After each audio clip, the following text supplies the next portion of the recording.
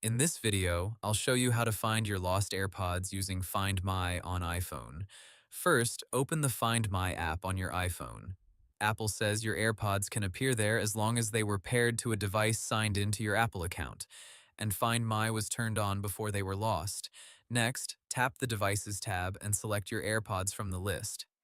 Apple says Find My can show the current location or the last known location of your AirPods on a map. If they're nearby, you can tap Play Sound to make them easier to find. On some newer models, you may also get Find Nearby or more precise finding features when you're close enough. If your AirPods are not close by, use directions to open the location in Maps and head there.